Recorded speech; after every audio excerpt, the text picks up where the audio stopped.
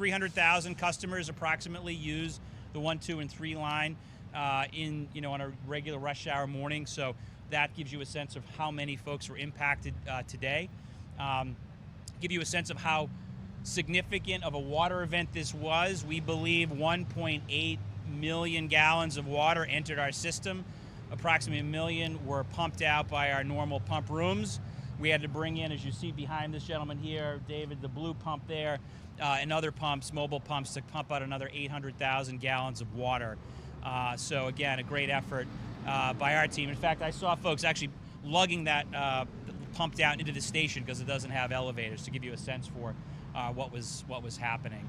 And I would say, obviously we work closely with DEP, but in this instance, call upon them. We'll continue to work with them, but I think it took about 90 minutes for that water to be shut off, and in any instance, a minute matters. So we'll obviously work with them to think about how we can do a better job, how they can do a better job to ensure that this, impact doesn't impact our customers as severely as it did today.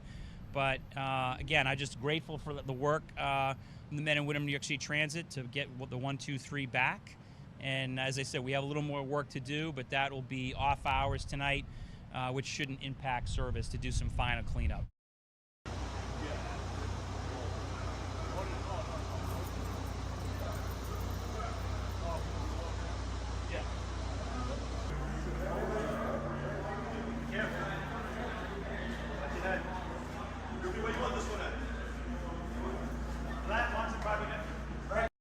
This is a 120-year-old system, right? And I think, this is why we talk about congestion pricing. This is why we talk about investment.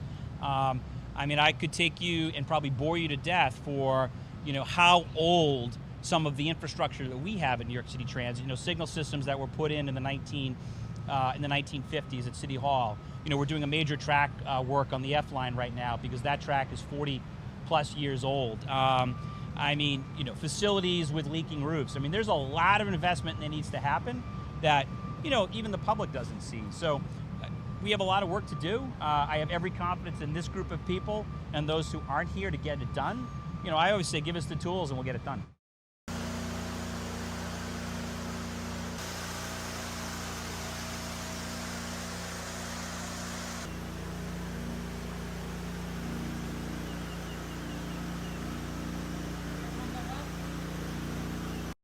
We've had a water main break, a pretty serious one, I think a few years ago before my time. We've had, some issues in some of Inwood and a few other places where we have deep stations and sometimes water, whether it's rainstorms or other storms. Again, if the sewer system isn't functioning as it should be, water seeps into our system, which is another place where we need to work closely with DEP. We have and we continue to.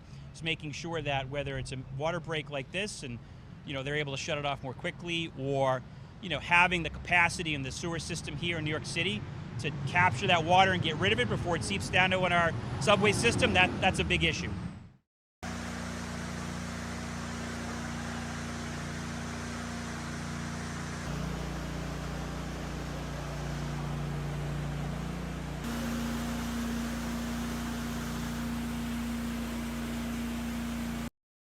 Should be no issues in the evening commute tonight. We have some comms rooms, some drainage we have to clean up. We'll do that after the evening commute and in between, off-hour trains. So there shouldn't be any residual delays. We have some residual delays now as trains get back into position. We get the right headways, but by rush hour tonight, should be no issues.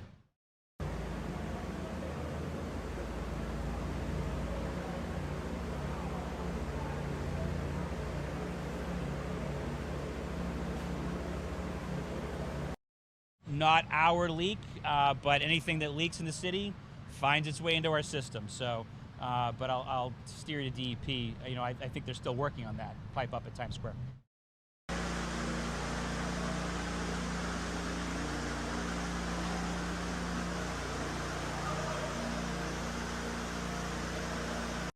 The good news, if there's any good news, is that we're the week before Labor Day. So, typically this is a lower ridership week for us. So, we should have been able to handle the capacity. I heard of no crowding issues per se on other lines. But, if this were 2 weeks from now, when, a Tuesday after Labor Day, we certainly probably would have been more challenged.